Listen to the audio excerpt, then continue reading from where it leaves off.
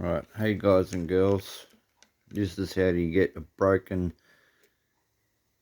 headphone jack out of your Xbox One controller. Oops. Take the covers off, that way you don't do damage to your covers. As you can see, it's already out. So, I tried the pin methods, which here we have the pins. I tried a bent needle method. That didn't work. I tried the pen method. That didn't work either. So what you need is one of these screwdrivers for your phone.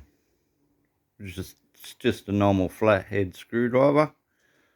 Nice and little one. And this took me 5 seconds to get it out.